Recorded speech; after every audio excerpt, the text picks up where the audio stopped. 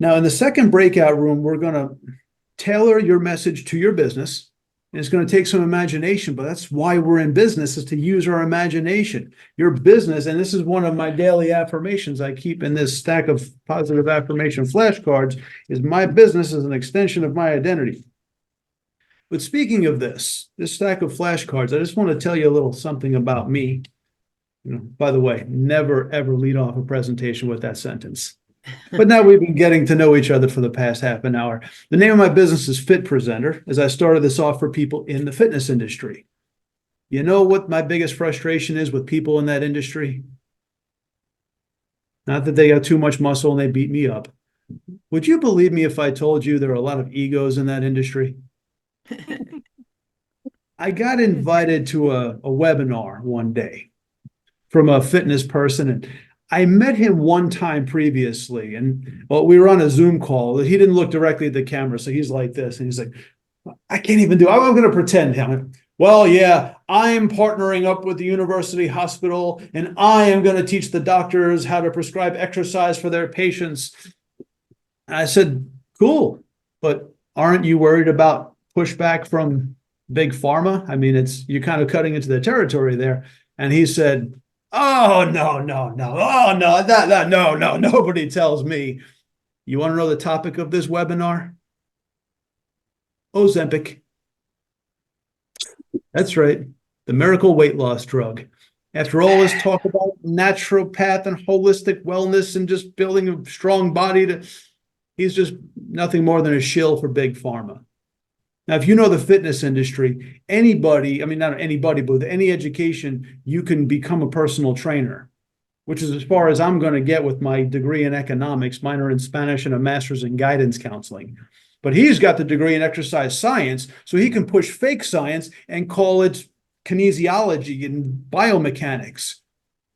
I was furious. Not only did he lie to me, but look at what he's doing to this industry. I got this email and I said, I'm going to crash this tomorrow. I'm going to ruin his presentation.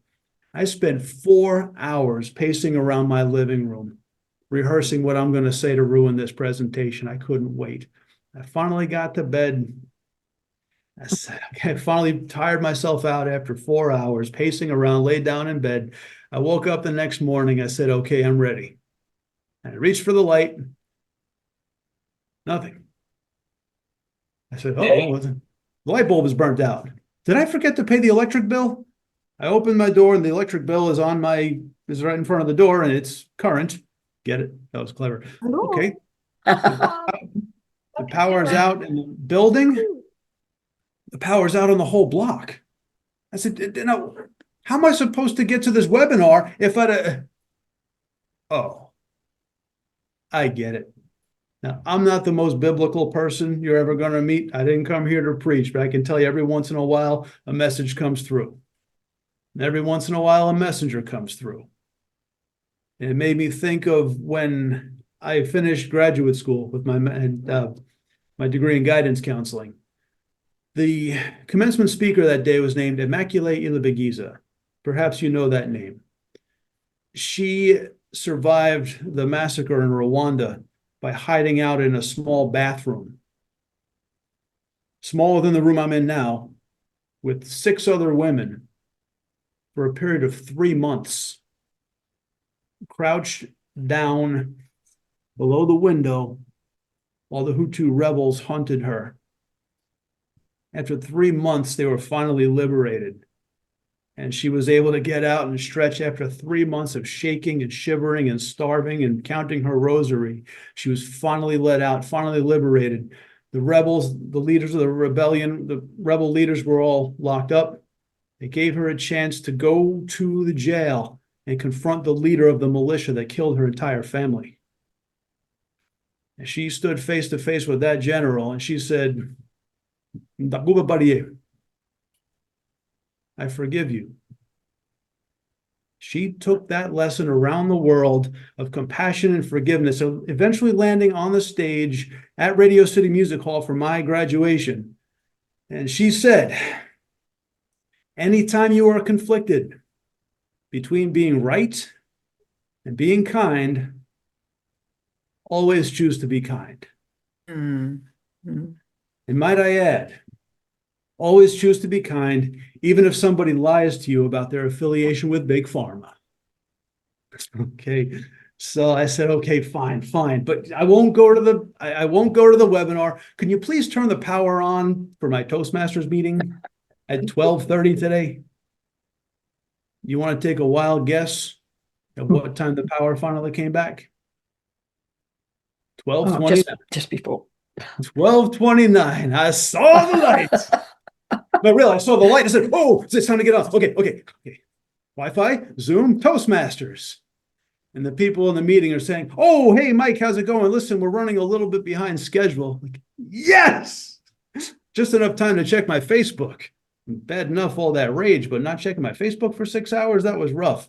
I got a message that said, Mike, share this memory from 11 years ago. And that message was a simple 2-word post that said, congratulations, Immaculee. 11 years prior to that very same day, Immaculee Ilibagiza was naturalized as an American citizen. The day she got her political freedom, I got a whole lot more. So in life and in business, anytime you are conflicted between being right and being kind, always choose to be kind. How does that translate to my business as a speaking coach? You know, it's beyond that, because more, not so much as a business coach, but being in as a solopreneur, a lot of resentment for people who are more successful. But now I embrace the success of others. So now as a solopreneur, helping people through that as we gather a message of positivity and take that through. In that story, what makes that story so meaningful is not just that Immaculee was the guru. It wouldn't have been enough to me for you to say, you know what, forget it. I'll just let it go. How impactful would that have been if I had just said, yeah, never mind. I'll just be the better man.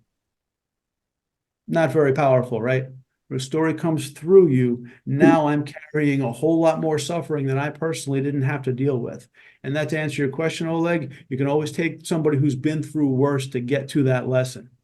Now, if you're a technician, it might be harder to say somebody taught me this. I get it. But if it's a moral lesson, a life lesson, you want to share that.